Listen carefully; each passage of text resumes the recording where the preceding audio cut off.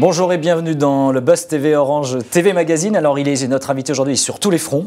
Tantôt journaliste, comédien, metteur en scène, notre invité également animateur, je rappelle, sur M6, après être passé notamment sur Disney Channel. Et Canal+, était à la météo, donc il y a prescription aujourd'hui. Il y a longtemps, oui. Il est également chef d'entreprise, puisqu'il est fondateur de l'agence de communication Feel Good. Exactement, mais tu sais toute ma vie, c'est très effrayant. Et on le retrouvera dès ce soir donc, en prime time sur M6 pour la finale de Incroyable Talent. C'est la fin de la 8e saison. Alex Good, Pas bonjour. Tout à fait la fin. On aura une autre émission la semaine prochaine avec la finale des champions, un truc qu'on n'a jamais fait. C'est ça, tous les vainqueurs de toutes les saisons reviennent s'affronter pour savoir qui est le meilleur pour le public, parce qu'ils sont tous très bons. Voilà. Donc Alex Good, bonjour. Bonjour, ça va bien? Bienvenue très beau jingle.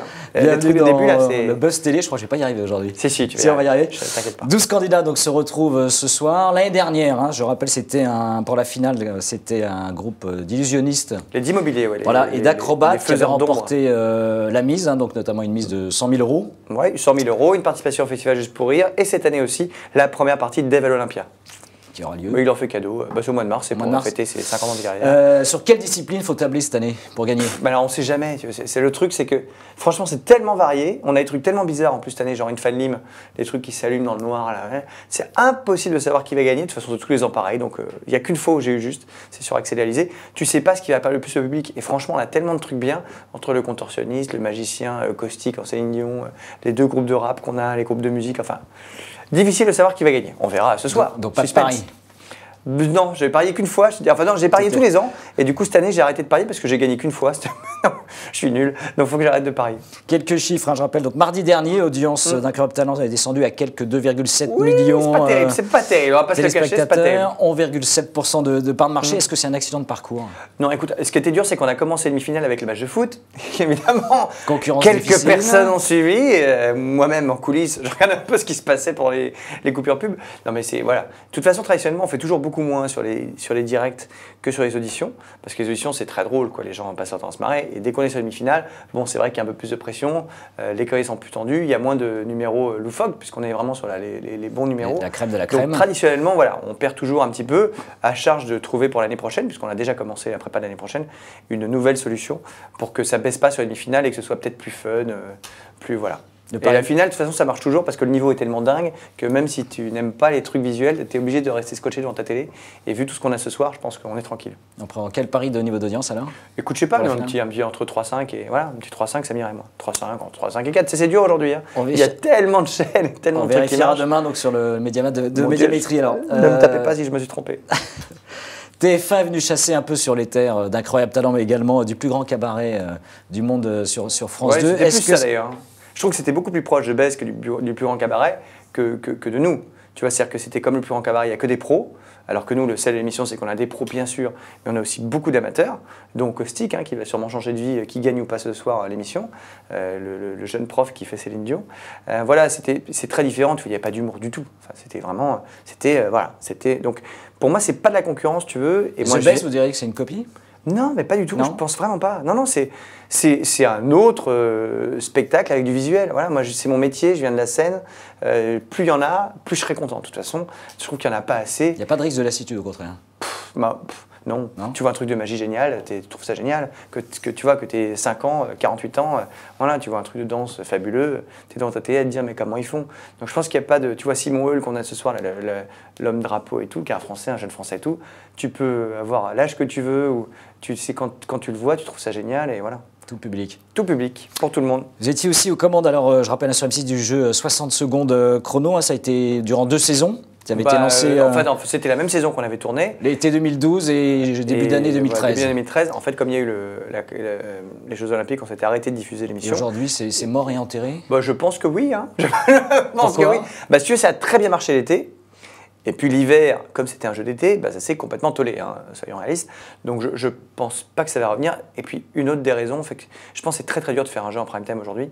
Tu vois, même toutes les autres chaînes en font très très peu, finalement, si tu regardes. Les exceptionnels. Donc, ouais, c'est assez rare, tu vois. Voilà. Il va y en avoir un bientôt sur M6 avec Karine et Stéphane Plaza qui arrivent. Mais c'est vrai que c'est un pari difficile, le jeu en prime, quoi. Donc on oublie. Oh, pour l'instant, mais tu sais, on ne sait jamais de quoi demain sera fait. Ça ne vous empêche pas de partager votre vie entre Paris et Las Vegas. Est-ce que c'est pour vous, la capitale mondiale du jeu, une source d'inspiration? C'est là où vous avez recruté, chassé les talents? Mais ça arrive. Tu vois, Michael Goudeau, qu'on a eu cette année, qui était le jongleur fou, voilà, je l'ai rencontré il y a 10 ans à Las Vegas et je l'ai fait venir cette année sur l'émission. C'est à force d'acharnement parce qu'il ne voulait pas venir. Il travaille déjà beaucoup en France, donc il a dit « Oh, mais j'ai pas besoin de faire le truc ». Je dis « Mais si, mais viens, quoi, c'est génial ». Du coup, maintenant, il va encore avoir plein de contrats, puisque oui, nous avons des étrangers dans l'émission. Car comme dans les autres émissions, dans America's Got Talent, il y a des Français, dans Britain's Got Talent, il y a des Français. Voilà, on a le droit de venir travailler en France, contrairement à ce que les gens pensent sur Internet. Alors, on avait dit que vous travailliez sur un projet bah, de spectacle de magie pour l'année prochaine. Je fais un spectacle de magie avec Sophie Dolstein, qu'on est en train de monter à Las Vegas. Ça fait longtemps qu'on est dessus. C'est ça qui est programmé pour on espère, fin 2014, début 2015, mais c'est tellement complexe avec l'emploi du temps de Sophie qui s'occupe du cirque. Voilà, où ça veut dire qu'il faut qu'à un moment donné, elle laisse tomber le cirque pendant un peu de temps quand même pour venir s'installer. Moi qui fais 14 spectacles en même temps, parce que je suis là, mais je fais un autre spectacle en janvier à Las Vegas, j'en ai un autre un peu plus tard avec le Cirque du Soleil, plus 2 spectacles ici qui arrivent l'année prochaine que je mets en scène, dont une grosse comédie musicale. Donc c'est vrai que moi-même, j'ai un emploi du temps dans ce métier-là que les gens ne savent pas, mais qui me prend beaucoup de temps. Un peu de temps. Donc voilà. Alex Goudard, je vous propose pour terminer la séquence, je regarde où je zappe, hein, donc il y a des programmes qui sont actuellement diffusés. Vous me dites évidemment si vous regardez ou si vous zappez. Allô Nabila sur Énergie 12. Non, je regarde pas. Du tout. Non, je regarde pas du tout. Non, mais tous ces trucs-là, hein, les anges, les ch'tis, même les ch'tis, tu vois, enfin Nabila. Pas de télé-réalité. Franchement, voilà, moi, c'est pas du tout.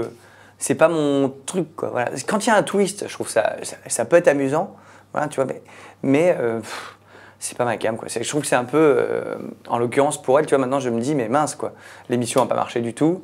D'un seul coup, elle a été érigée au rang de méga star internationale, c'était Madonna, tu vois. Et je me dis, mais. Non, mais je trouve qu'on joue un peu vraiment avec la vie de ces jeunes, tu vois, qui sont d'un seul coup jetés en pâture, qui deviennent des méga stars, mais finalement. Tu vois, pour pas grand-chose derrière, ou qui n'ont pas des années d'expérience qui te permettent de faire gaffe et de ne pas vriller complètement quand ça t'arrive, quoi. Donc je trouve ça un peu dangereux. Voilà. Très rapidement, touche pas mon poste D8. Écoute, je regarde quand on me dit que je me suis fait assassiner juste pour voir ce qu'ils disent, ce qui me fait rigoler. Mais voilà, non, sinon je regarde pas. Ice Show sur M6, c'est quasiment à voir. Bon, le truc, c'est que ça, je ne le regarde pas, j'y vais en direct. Parce qu'il se trouve que Stéphane Rothenberg est mon meilleur ami en télé, un de mes tout meilleurs amis. Donc je vais le soutenir en allant à l'émission. Donc je regarde pas la télé, mais je regarde en live, voilà, en étant au bord de la glace et en ayant peur pour tout le monde. Ça, c'est très bien foutu d'ailleurs. Jusqu'ici, tout va bien donc sur France 2, quoi. Jusqu'ici, tout allait bien, parce que ça s'arrête, ça passera pas Noël avec Sophia Aram. Ah, c'était le truc avec Sophia Aram. Écoute, j'ai regardé un peu au début pour voir, pour essayer de comprendre pourquoi est-ce qu'elle se faisait comme ça, mais bâchée complètement. Voilà, j'ai regardé. Bon, la pauvre, je trouve que c'est compliqué, tu vois, de débarquer comme ça à la télé en direct quand on n'a jamais fait sur un grand show qui dure 1 heure et quelques. Enfin, c'est compliqué. Donc, soit elle n'était pas assez aidée, soit c'était un pari trop risqué. Mais voilà, donc j'ai regardé un peu au début, mais j'ai pas trouvé ça nul. Comme tout le monde a dit que c'était nul à chier, tu vois. Et pour conclure, le plus grand cabaret du monde avec Sébastien sur France 2. Ça m'arrive, j'ai souvent beaucoup d'amis à moi, qui, comme dans l'émission, qui passent, tu vois, Sophie Edelstein va le faire dans pas très longtemps. Si, mais encore une fois, c'est mon métier, moi, le visuel et la mise en scène, le spectacle. Donc je regarde, je m'inspire, parfois je trouve des choses géniales. Et puis on s'échange souvent les gens, hein. Il y a beaucoup de gens qui sont chez nous, qui passent chez lui, et beaucoup de gens qui passent chez lui, qui viennent chez nous. Ils font un peu leur marché chez nous. Voilà, enfin franchement, c'est tant mieux. Tant mieux. Eh bien, Alex Wood, merci. Eh bien, merci à vous, à ce soir. Et bon prime donc pour la finale. Regarder, bien sûr. Bien sûr. Qui va gagner pour vous? Moi, j'ai un droit de réserve aussi. Merci, et nous nous retrouvons dès demain avec un nouvel invité. Merci encore et très bonne journée. Mais bonne journée à vous.